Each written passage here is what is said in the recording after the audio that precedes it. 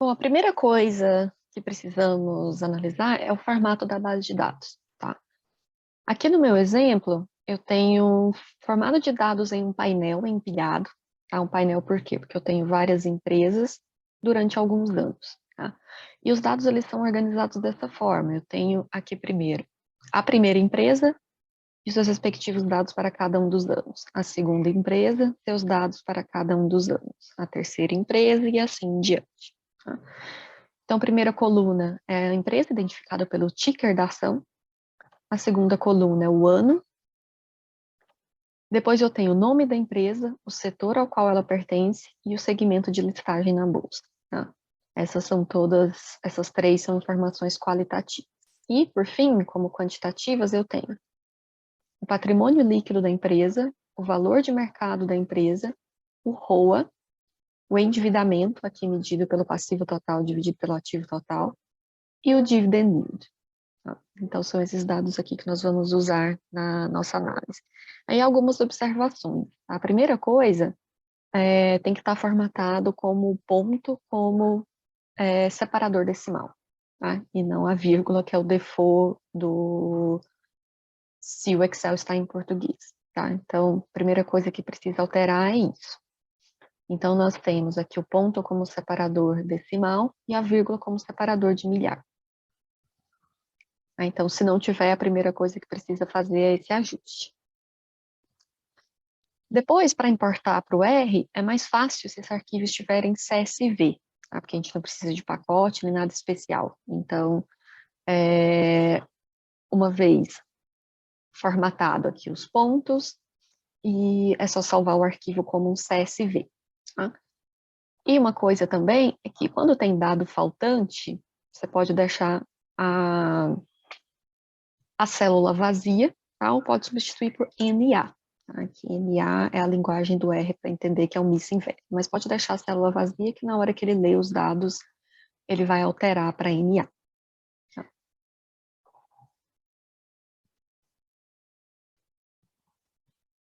Então, com isso aqui, vamos lá no R. Então, com o R aberto, a primeira coisa que a gente precisa fazer é definir o diretório de trabalho e criar um script. Tá? Então, primeiro eu vou abrir o script aqui. É só a gente vir aqui no cantinho, em File, New File, e escolher o R Script. Né? E aí ele vai abrir uma janelinha nova.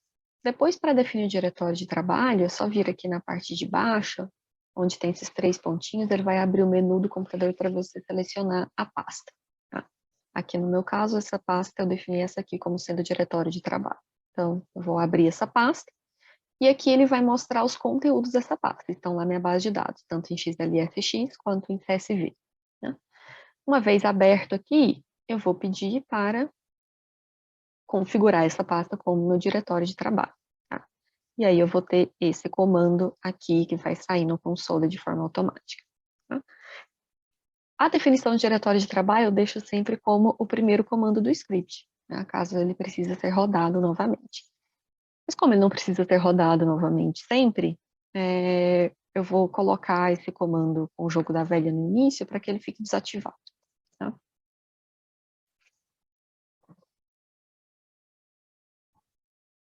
Então, agora vamos para o primeiro passo. Né? O primeiro passo vai ser importar os dados. Tá? Então, uma coisa aqui que é interessante no script é que dá para criar um menu, tá, dentro do script. Então, por exemplo, eu vou escrever aqui o título dessa seção de comandos, que vai ser importar os dados. Eu coloco 4 ou mais jogos da velha aqui no final, se eu clico aqui, ele vai abrir esse item como parte do menu. Tá? Então, eu consigo, quando o meu script fica muito grande e é difícil achar onde fizemos o quê, isso aqui ajuda bastante. Você pode mexer aqui, alterar a ordem a largura desse menu. Então, vamos lá fazer a importação dos dados. Tá? Para importar os dados, a primeira coisa que nós precisamos definir é qual vai ser o nome do objeto que vai ser minha base de dados. Tá? Então, eu vou colocar um nome bem genérico, DAT. Cuidado para não colocar um nome de algo que existe dentro do R, como, por exemplo, data é um comando. tá? Então não é legal colocar data, então, coloca date ou dt, alguma coisa assim. Uma dica é colocar nomes curtos, facilita depois. Essa data vai ser igual aqui. E aí eu vou usar o comando para importar, que vai ser o read.csv. Tá? O primeiro argumento desse comando é o nome do arquivo CSV que eu vou importar, que é o dados.csv. O segundo argumento, eu vou dizer que esse arquivo ele tem um cabeçalho, então header igual to. E, como eu fiz isso aqui no meu Excel em português, os dados, as colunas, estão separados por ponto e vírgula, tá? E não por vírgula, que é o default. Então, com esse comando desenhado, Ctrl Enter, esse comando ele é executado, ele aparece aqui no console, mas não tem nenhum output, porque os dados foram criados aqui nesse objeto chamado DAT. Uma vez importado, a primeira coisa que nós precisamos fazer é dar uma verificada se veio tudo certo. Então, eu vou pedir o cabeçalho desse objeto chamado DAT. E aqui agora eu tenho um output, então eu consigo ver aqui os mesmos dados que estavam lá no Excel. Tá? Um outro comando que é útil é o str, que é para a gente ver a estrutura do objeto. Tá? Então, o que a gente vê aqui? Ó, eu sei que é uma data frame, e eu tenho essas colunas aqui. A primeira coluna chama ticker, e o tipo de variável é um character, ou seja, são caracteres. A segunda coluna é data, que é números inteiros. Nome, setor, segmento são characters também, ou seja, também são caracteres. E as demais são numéricas. Tá? Se alguma variável, alguma coluna que deveria ser numérica, não está como numérica, é porque tem alguma coisa errada lá no Excel. Tá? Então, às vezes é uma fórmula com erro, alguma coisa assim, tem alguma sujeira lá no Excel que precisa ser corrigida e aí reimportada. Tá? Então, precisa verificar isso aqui primeiro.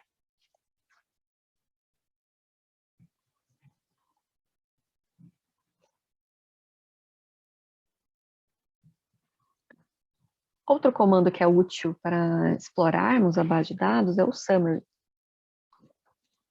O summary ele vai fazer um resumo de cada uma das colunas. Então, ó, ticker, ó, a classe aqui dessa coluna é caracteres, tem 1456 linhas. As que são inteiras ou numéricas, a gente vai ver o mínimo, o primeiro quartil, mediana, média. E as que são de caracteres, nós vemos essas características aqui. Eu quero ver um resumo de uma variável específica, eu quero ver o summary do ROA. Então, eu coloco a base de dados, e como eu quero uma coluna específica, eu coloco um cifrão. Né? Que as colunas, elas são identificadas, elas são acessadas através do cifrão. Então, eu posso escolher aqui qual coluna eu quero ver o ROA. E aqui eu tenho os dados, as estatísticas descritivas do ROA. Né? E aqui eu vejo ó, que tem 86 NAs. Né? A gente conseguia ver, ó, quando tinha dado faltante, o R completa automaticamente por NA. Significa não available. Então, eu tenho 86 aqui NAs para o ROA, e para a variável yield eu tenho 904. Né? Então, é bem mais coisa. Das 1.456 observações, 904 não tem um yield, por exemplo, lá na base de dados. Outra coisa que pode ser útil quando a gente for ver outliers é ver um histograma. Então, a gente tem aqui um comando chamado hist, tá? Que é default do R. E aqui eu vou colocar a variável ROA, para eu ver um histograma do ROA. E aqui a gente vê ó, que a gente tem ROAs muito pequenos. Que dava para ver aqui, ó, no mínimo, menos 13. A maior parte do ROA está concentrado logo depois do zero. A gente tem alguns negativos, tá? Mas aqui dá para ver que tem valores muito negativos. Valores altos negativos. Né? Então, aqui já é um indício de outliers. Tá? Então, a gente pode ver histogramas também.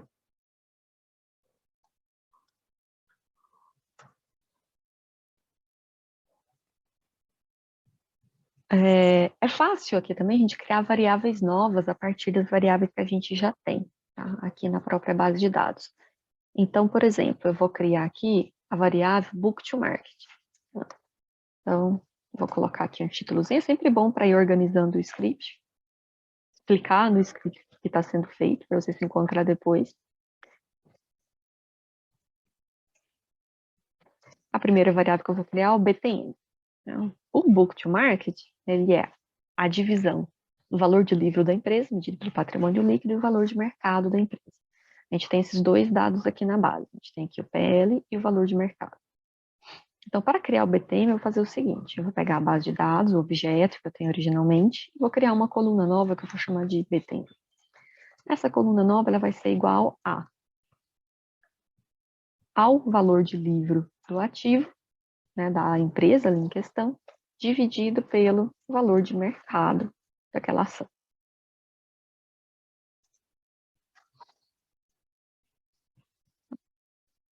Como eu criei essa variável nova, se eu peço o cabeçalho de novo, aí ela vai aparecer aqui no finalzinho, aqui eu tenho o BTM. Além do BTM, eu quero criar uma variável dummy para identificar as empresas que são do novo mercado. Então, por exemplo,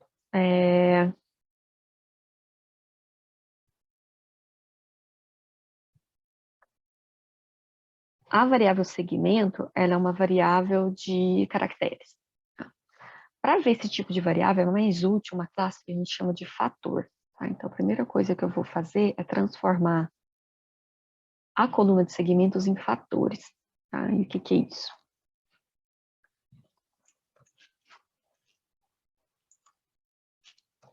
Eu só vou usar um comando chamado sFactor.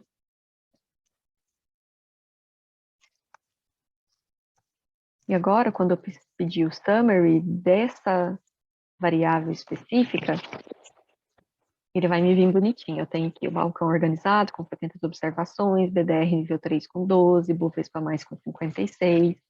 A gente vê aqui que a maior parte das observações são do novo mercado, com 763, seguido pelo nível tradicional, com 369. Tá? Então, esse formato de variável chamado fator, ele é mais útil, ele é mais informativo quando a gente tem dados qualitativos. Tá? Eu vou fazer a mesma coisa para o setor.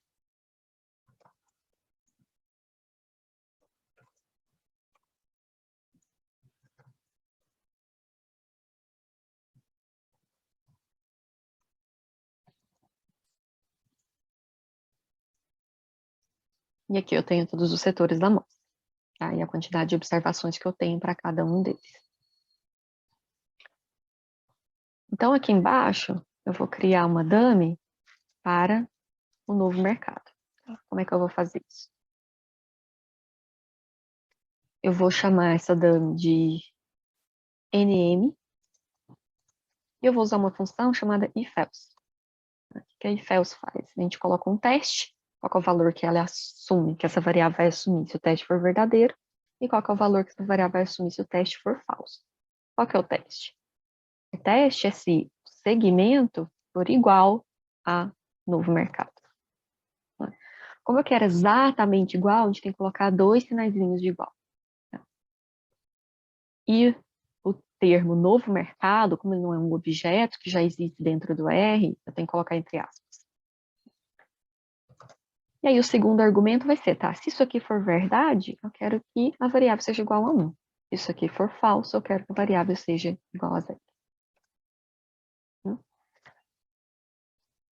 E aí eu vou ver um summary dessa dummy de novo mercado. E aqui nós temos os dados.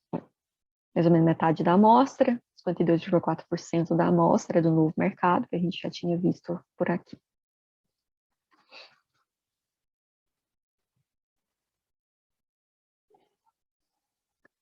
Então, já criei as variáveis aqui que precisávamos.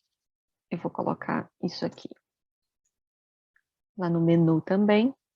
O próximo ponto vai ser a insorização para excluir os outliers. Tá?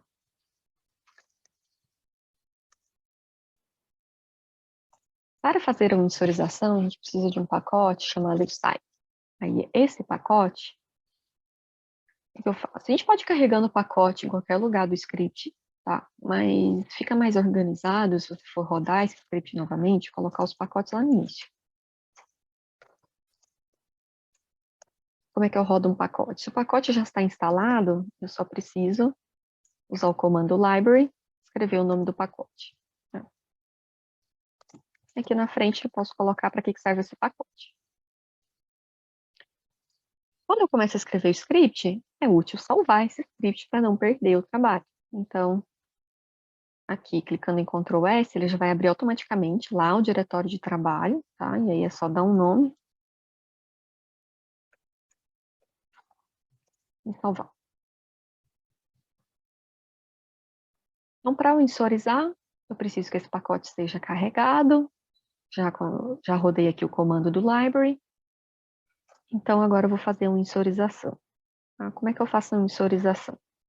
Eu gosto de criar duas bases de dados, a base de dados que está insorizada e a base de dados original. Tá? Então, primeiro eu vou criar uma cópia da base de dados que eu vou fazer uma insorização. Eu vou chamar essa base de dados DAT-DAT.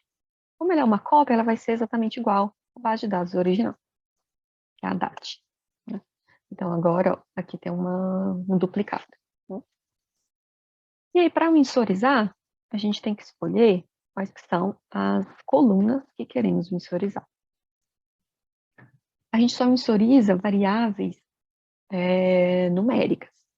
Então, variáveis de fator não é mensurizado, e nem as dummies. Tá? O PL, o valor de mercado, eu nem vou mensurizar, porque eu não vou usá-las, de fato, eu vou usar só o BTN, então eu vou mensurizar ROA, endividamento, yield e BTN. Tá? Como é que eu vou fazer isso?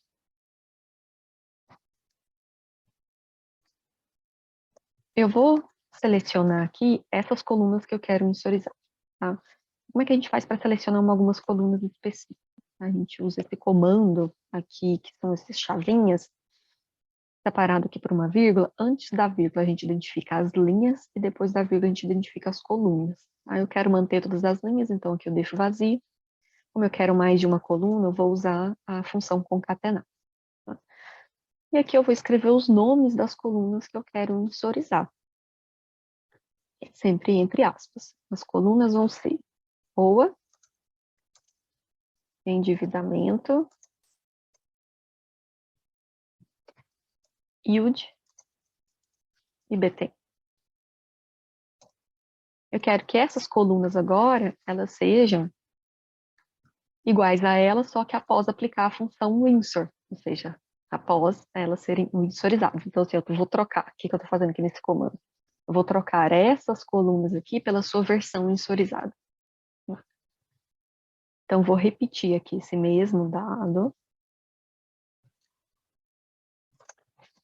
E aí, eu só preciso especificar qual que é o percentual que eu quero winsorizar. Se eu quero winsorizar a 5%, eu coloco 0,05.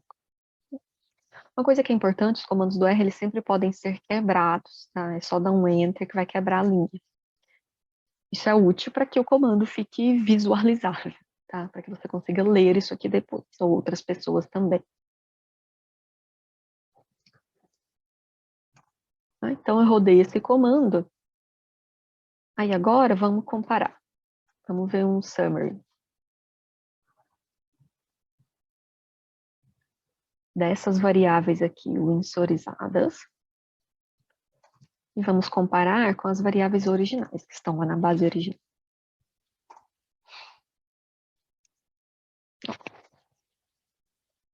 A winsorizada tem valores mínimos mais altos do que a não winsorizada e valores máximos mais baixos, ou seja, a gente está mudando os valores extremos, tanto os das duas pontas, né? Tanto os mínimos quanto os máximos. Ó, o yield aqui é a mesma coisa. Ó, tá vendo como o yield aqui tinha um valor bem alto. Não winsorizado ainda está alto, mas melhorou bastante. O BTM aqui também tinha valores muito altos, o winsorizado é bem mais baixo. Tá? Então, esse foi o efeito da winsorização. Então, agora, a partir daqui, eu vou sempre usar a base de dados dat.w, que essa é a que está winsorizada. Nesse caso, eu vou usar um segundo argumento chamado use. Vou falar o seguinte, usa só os pares que têm observações complexas. E aí eu consigo ver a matriz de correlação. Ah, são muitos números, se você quiser ver isso aqui arredondado. Você pode usar o comando round, e aí você coloca o comando da correlação dentro do round, né? E aí especifica quantas casas você quer. Eu quero 3 casas. Então você vai ver os dados só com 3 casas.